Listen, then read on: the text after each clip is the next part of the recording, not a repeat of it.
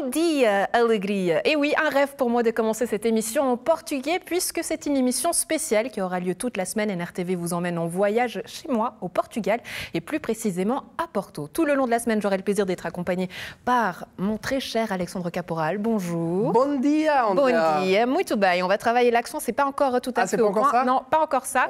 4 sur 5 pour la note, mais Merci. Alexandre, il paraît que le Portugal t'a beaucoup plu. Tu as même dit c'est un mini la côte. Oui, molto feliz, c'est ça que je dois dire? Muito feliz. Ah, muito feliz, ça veut dire ça m'a beaucoup plu. Oui, en fait, c'est ça, tu es très content. Ouais, effectivement, c'était un peu le lac Léman, mais en plus grand, tu sais, la vallée du Douro avec les vignes et tout ça. C'était beaucoup plus impressionnant. Et puis, oui, le Portugal, magnifique, on va y revenir, mais plein de belles choses. Ouais. Quel est l'attrait du Porto? Quelles sont ses caractéristiques? Quel est son charme? Et surtout, quel est son lien avec notre district? On va en parler tout au long de la semaine. Et avec nous pour en parler aujourd'hui, Stéphane Jaillet. Bonjour. Mais bonjour, vous êtes avec l'accent vaudois. On ne peut pas le faire, hein, l'accent vaudois à la portugaise. Vous êtes le vice-président de la Fédération suisse du voyage. D'ailleurs, on a fait ce voyage en votre compagnie, également en compagnie de Visite Porto. On a eu beaucoup de chance. Et puis Portugal, Stéphane Jaillet, fala português? Pas vraiment. Je le comprends, vu que j'étais marié avec une Portugaise pendant 7 ans, je le comprends un petit peu, mais je le parle très mal ou sous la torture. Mais j'adore l'entendre, l'écouter, parce que c'est chantant. Et j'adore cette langue. Mais c'est vrai, petite question, ça évoque quoi pour vous, le Portugal, et plus largement peut-être pour les Vaudois et puis même les Nyonnais en fait? Quand on dit Portugal, ça évoque quoi? Alors bien sûr, il y a, vous l'avez dit avant, avec le Douro, le vin, la vigne, mais surtout tous ces Portugais qui sont avec nous depuis des décennies, qui nous ont amené aussi leur culture sur la côte ou ailleurs. Et c'est ça aussi qui a déclenché, on en parlera tout à l'heure, l'envie d'aller voir ce qui se passe dans ce magnifique pays. Mais je ne vais pas griller les cartouches, pas les sardines, mais je ne vais pas griller les cartouches avant d'avoir vu quelques reportages qui ont été faits sur place. Ouais, on va visiter la ville, Andrea. Ouais, vous serez notre petite morue à nous aujourd'hui, Stéphane. Voilà qui est dit. Allez, départ imminent pour la capitale du Nord, le Porto, avec ses maisons colorées sur l'embouchure du Douro. Le Porto est la deuxième ville du Portugal inscrite au patrimoine mondial de l'UNESCO grâce à son étonnante architecture et ses maisons sublimes. Visite en compagnie de la guide Sylvia Lopez. Bonjour Sylvie. Bonjour. Alors, vous serez ma guide aujourd'hui pour me faire visiter Porto. Alors, où est-ce qu'on se situe exactement ici? Alors, on est le point le plus ancien de Porto. En fait, on est dans le mont Penaventosa. Penaventosa, ça veut dire à peu près mont venteux. Pourquoi? Parce qu'on est en hauteur et c'est assez venteux. Oui, c'est vrai qu'on voit, on est au sommet de la ville. Exactement. Donc c'est exactement ici où Porto est né. Donc derrière moi, derrière nous, vous avez donc la cathédrale. Oui. La cathédrale qui est quand même le point culminant du début de la ville. Mais il faut savoir que dans l'époque médiévale, en fait, il y avait les maisons, des petites ruelles, c'était assez médiéval. Qu'est-ce qui se passait? Eh bien, tout simplement, pendant la période de dictateur Antonio Salazar, donc entre 1933 et 1974, le 25 avril plus précisément, toute cette partie-là, toute cette petit village médiéval a été complètement détruit. Vous me dites, Sylvie, que c'est ici qu'est né Porto, mais il me semble que ce serait ici que serait né le Portugal, carrément. Exactement. En fait, le premier roi du Portugal, Dom Afonso Henriques, il n'aurait jamais dû être roi, parce que c'était un fils de comte, Henri de Bourgogne, et il est devenu donc par héritier de son père Henri de Bourgogne, il devint donc le comte portucalense. Portucalense qui a donné également origine au nom du Portugal. Voilà, donc Porto, Portugal, mais alors est-ce que Lisbonne serait d'accord avec cette théorie?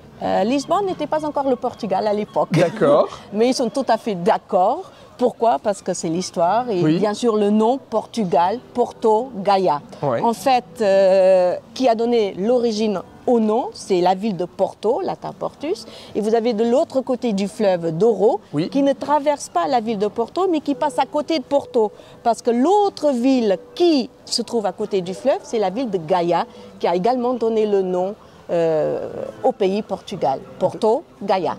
Elle a quoi de spécial, cette ville de Porto? La ville de Porto, eh bien, on dit que c'est la ville la plus romantique, surtout par... c'est un peu sombre.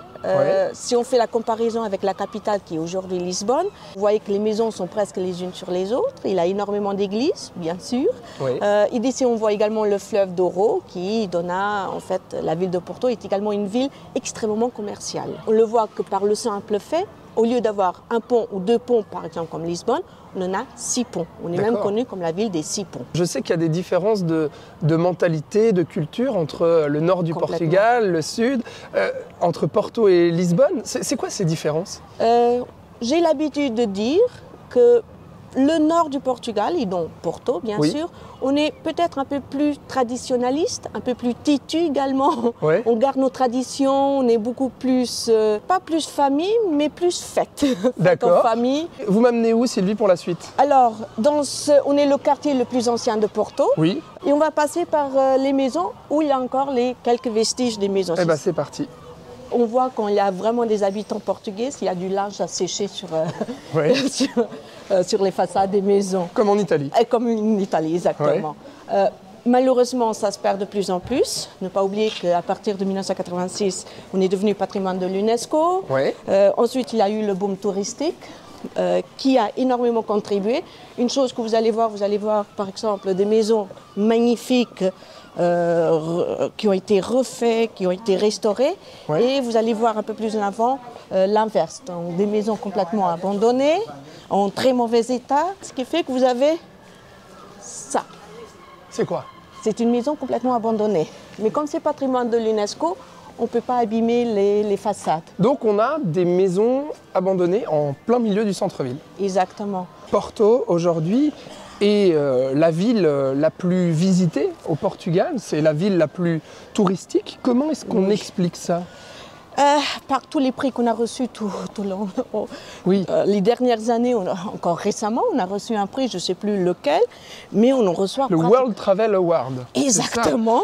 Mais alors, comment ça se fait que Porto soit aussi prisé, en fait, par les touristes? C'est pas autant par les monuments, c'est pas autant pour ça, mais c'est surtout, on est assez chaleureux, on est assez accueillant, et la nourriture, elle est excellente, je suis désolée. Elle est meilleure qu'à Lisbonne, c'est ça? En quantité, elle est plus. Ah, d'accord.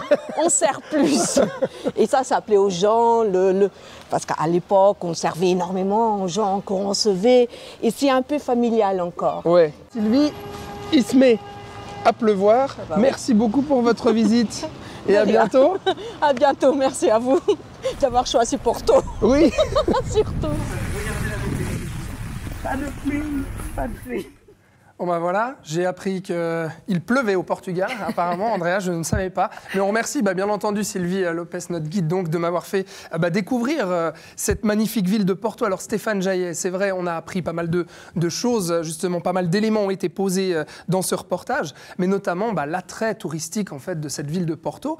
Pour nous, les Suisses, et notamment les Suisses romands, c'est vrai que c'est dans le top 10, Porto, des destinations de Genève Aéroport. Comment est-ce qu'on explique ça, Stéphane Jaillet? Alors déjà, le pays est suffisamment loin, entre guillemets, pour qu'on y aille aussi en avion. Bien sûr qu'on peut y accéder en voiture, c'est une chose, mais aussi en train. L'aéroport de Genève offre plusieurs possibilités par jour, que ce soit avec TAP Air Portugal, que ce soit avec Suisse et aussi avec EasyJet, comme aérien au départ de Genève sur Porto. Ça veut dire que c'est une ville qui est de plus en plus desservie, donc il y a pas mal d'occasions pour les Suisses d'y aller. En fait. Tout à fait, on a vu l'attrait, on peut en passer quelques-uns tout à l'heure, mais c'est vrai que les vols au départ de Porto ont explosé. Alors pas au niveau tarif, justement, ça c'est aussi un attrait factuel, où les tarifs sont très sexy, et c'est vrai que Porto a pris petit à petit sa place et a devancé Lisbonne, pas au niveau des fréquences, mais surtout au niveau du nombre de passagers et de l'attrait final. Ouais, on voit cette concurrence qu'on peut ressentir notamment, qui a toujours existé entre Porto et Lisbonne. On l'a entendu également, la guide en a parlé, mais qu'est-ce qui fait qu'aujourd'hui, du coup, Porto ait cet attrait-là, peut-être plus que Lisbonne? Alors justement, Lisbonne est beaucoup plus ouverte, beaucoup plus internationale. Porto est un peu plus concentré. Il y a un nombre de musées, il y a un nombre énorme de patrimoine culturel. On l'a entendu aussi avec l'UNESCO.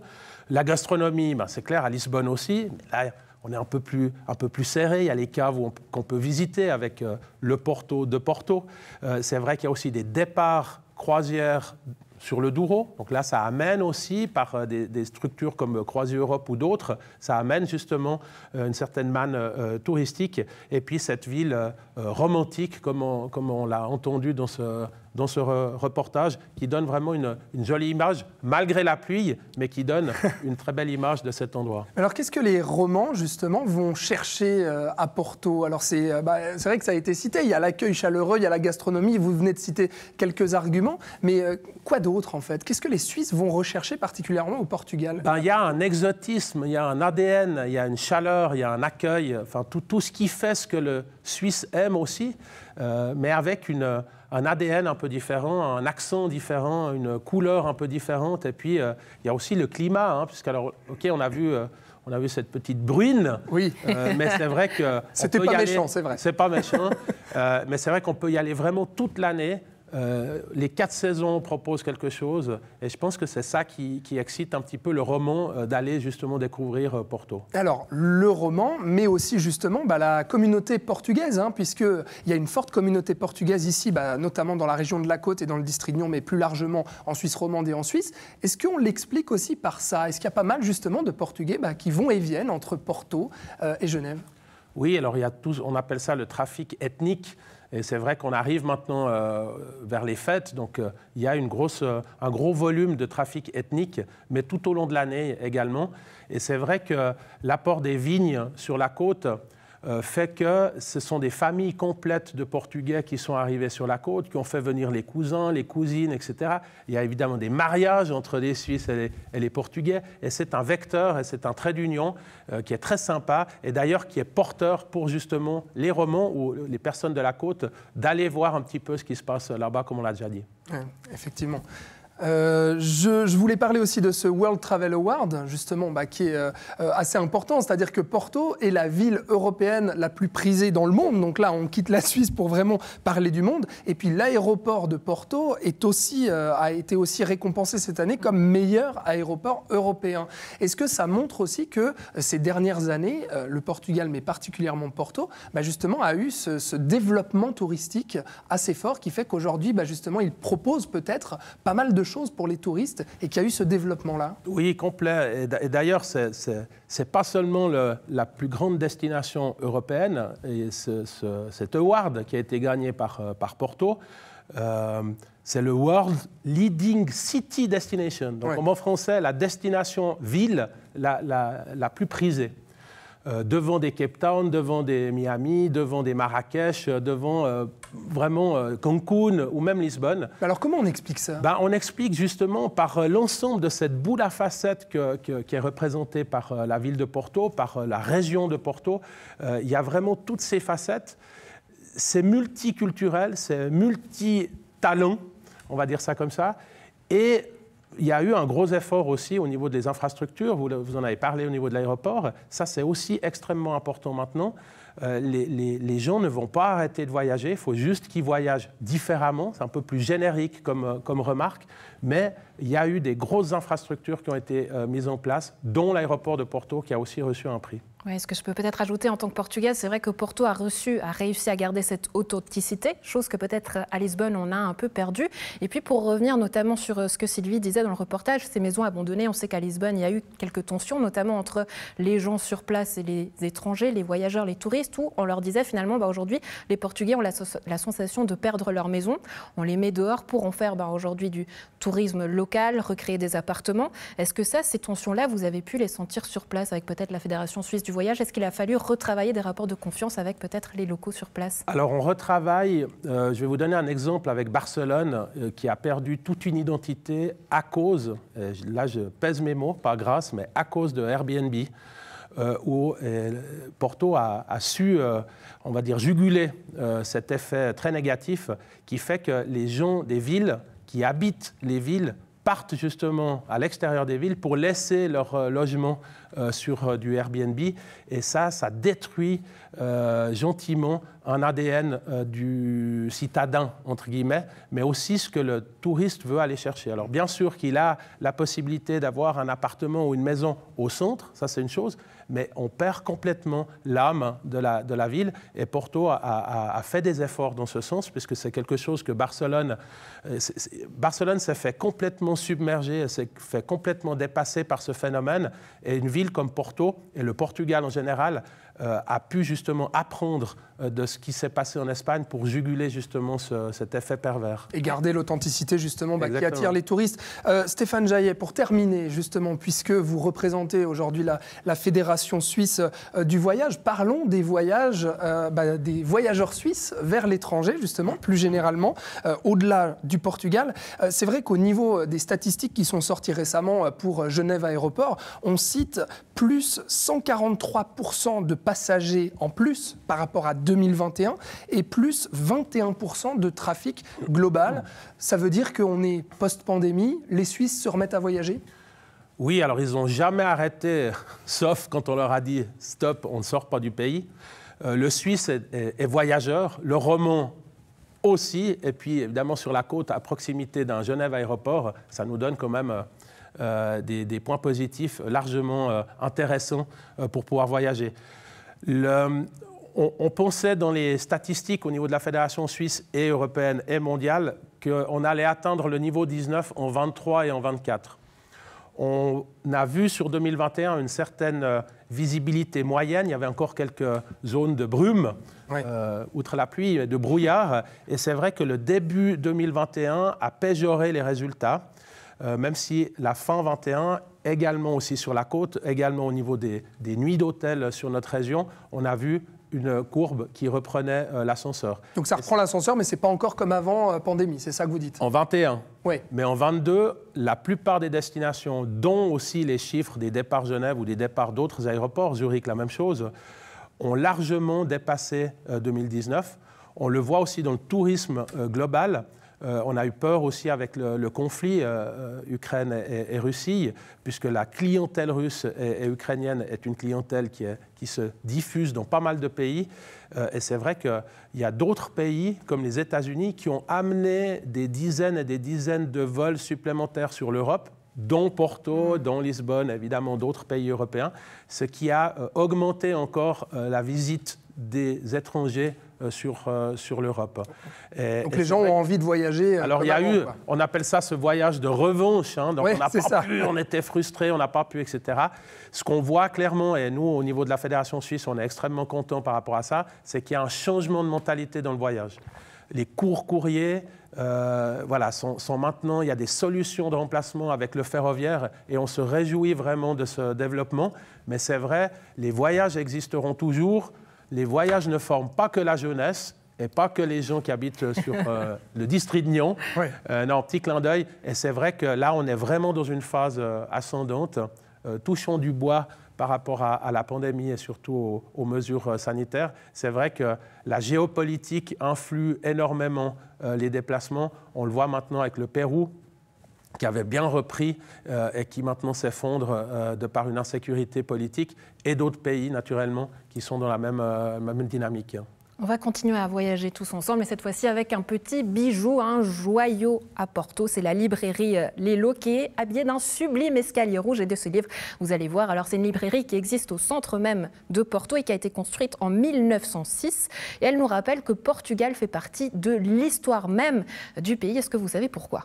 Non, justement, mais je sais que ça doit te plaire. On parle alors littérature. C'est vrai. Ouais. Alors tu m'as vu comme une petite souris avec les livres dans ce milieu-là. J'étais très émue de visiter cette librairie. C'est vrai que c'est un véritable joyau et pour vanter les mérites peut-être de Lisbonne, le Guinness, le book des records, a cité que Lisbonne avait sa plus vieille librairie au monde. Donc le Portugal a une histoire très ancienne avec les livres.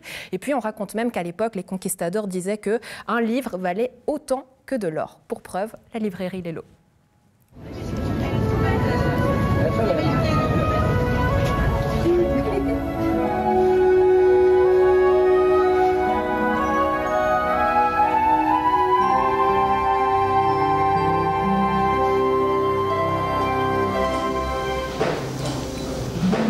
Ana Teixeira, bonsoir. Bonsoir. Merci beaucoup de nous recevoir ici à la librairie Lelo, un lieu emblématique du Porto. Déjà, racontez-nous son histoire. Comment est née cette librairie? Alors, la librairie Lelo a ouvert ses portes à 13 janvier 1906, 116 ans déjà, par les frères Lelo, José et Antonio Lelo. Cette librairie a toujours appartenu à des privés et puis ça a commencé avec un ticket gagnant, c'est ça? Oui, l'histoire commence avant les frères, avec le libraire Chardon, Ernesto Chardon, qui était un Français qui travaillait ici tout près de la librairie. Il a acheté un ticket de loterie et il a gagné. Il a ouvert sa propre librairie. Et son but, c'était partager la littérature avec un plus grand nombre de personnes, chose qui continue à être faite ici à la librairie. C'est plus de 4000 visiteurs par jour. On paye son entrée, 5 €, mais si on achète son livre, on déduit le ticket. Le but, c'est que tout le monde achète son livre et ça, c'est un pari réussi puisqu'aujourd'hui, vos ventes, elles ont augmenté. C'est ça. Avant 2015, avant la nouvelle administration, les gens ils venaient, prenaient des photos, s'en allaient. On ne veut pas ça. On veut qu'ils achètent des livres. Et alors, avec cette nouvelle administration, avec la famille Pedro Pinto au centre, on a alors fait le voucher. On a créé le voucher qu'ils achètent 5 €. Et mais après, s'ils achètent un livre, c'est déduit les tickets, bien sûr. Et c'est ce qu'on veut, que les gens achètent des livres. Qui repartent avec un livre. Alors bien sûr, on peut acheter des livres qui viennent du Portugal avec des auteurs portugais, mais pas que. Non, des internationales aussi. Nous avons des classiques et on vend des livres en français, anglais, espagnol et portugais. Le livre qui est le plus vendu, c'est Le Petit Prince. Combien d'exemplaires par jour? Dans la haute season, on vend plus de 200 exemplaires. C'est beaucoup. De notre édition, la librairie maintenant édite des classiques de la littérature. Nous avons 30 titres et Le Petit Prince, c'est vraiment le plus vendu.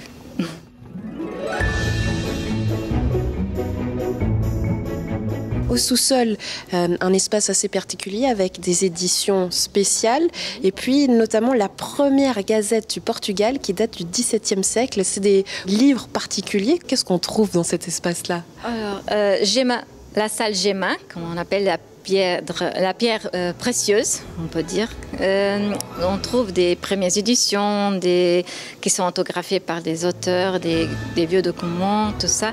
Et c'est une salle spéciale qui, normalement, il faut réserver pour la visiter, bien sûr. Et c'est un trésor de la librairie, bien sûr.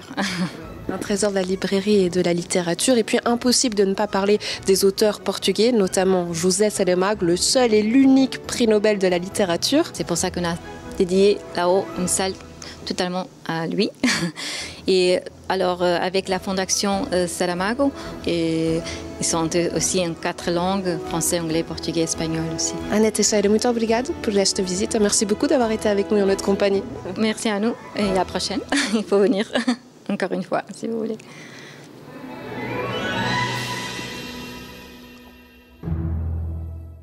La librairie Lelo, Stéphane Jaillet, vous y êtes déjà allé? Non, je découvre ça aujourd'hui. J'ai fait un petit clin d'œil à mon cousin en vous racontant un petit gag, vu qu'on arrive sur les fêtes de Noël. Il disait toujours, faut pas m'offrir un livre parce que j'en ai déjà un. C'était lequel? C'était un livre, mais il en avait déjà un, donc ça ne servait à rien de lui offrir un deuxième livre. D'accord, ça servait pour caler la porte, c'est de ce genre-là. Ouais, moi franchement, j'aurais bien pris Le Petit Prince. Ouais. C'est vrai, c'est indémodable. Hein. Ouais, on n'a rien pu acheter parce que la librairie a été ouverte spécialement pour nous, donc c'était un petit cadeau. Mais ça donne très envie. Et puis bon, on l'a vu, 4000 visiteurs par jour à la haute saison, c'est pas rien. Ouais, c'est énorme, effectivement. C'est difficile à croire. Ouais. Un mini-festival. Oui, tout à fait. Non, c'était assez magnifique, effectivement. Je pense. Voilà, Stéphane Jaillet, allez-y. La prochaine fois que vous allez à Porto. Alors, je vais y aller parce que c'est aussi ça, le patrimoine. Bien sûr, des librairies, il y en a partout. Mais dès qu'on arrive à trouver quelque chose, un joyau de ce type-là, où il y a cette volonté de conserver, mais aussi de la mettre à disposition du public. Et c'est ça qui est top, parce que voilà, la coquille s'ouvre, on peut se lancer à l'intérieur, alors qu'il y a tellement aussi d'autres, on va dire d'autres perles qui ne sont peut-être pas accessibles. Et là, ça fait la force aussi du tourisme portugais, de la volonté des offices de promotion de montrer justement ces trésors, mais de les gérer. Et ça, je trouve admirable. Ouais, ça montre peut-être la caractéristique des Portugais. Vous avez raison, Stéphane, hein, puisqu'on a entendu tout à l'heure la libraire qui disait ben oui, les gens venaient, ils faisaient leurs photos, mais ils repartaient sans rien. Et non, on ne porte pas d'ici son livre. Donc, ils vont trouver la petite astuce pour finalement vous convaincre de rester au Portugal et de vous montrer ce qu'il faut voir. Alexandre, qu'est-ce que toi, tu as retenu de cette journée-là en particulier ? C'était quoi, l'accueil du Portugal ? Ah bah oui, l'accueil chaleureux effectivement du Portugal, on l'a vu dans ce tour de ville. Et puis que nos deux interlocutrices du jour parlaient français aussi, quand même. On l'a pas soulevé, mais ça c'était aussi un effort pour nous, touristes. Non, c'était admirable. Mais je me réjouis de demain aussi, Andrea, parce qu'on va parler football et on va parler bière aussi, avec la bière locale, la Superboc. Tout à fait, ouais, Superboc, et vous saurez pourquoi. Mais on n'en dit pas plus à demain. Stéphane Jaillet, muito obrigado. Avec grand plaisir. Et merci de l'intérêt d'NRTV avec cet œil toujours pétillant qui fait justement de ce canal un canal très qualitatif. Merci beaucoup d'avoir pris du temps. Ouais. Merci à vous, ça nous touche beaucoup. À la maison, j'espère que cette première partie du voyage vous a plu, à toucher vos ceintures. Demain, ça continue. À ta manière.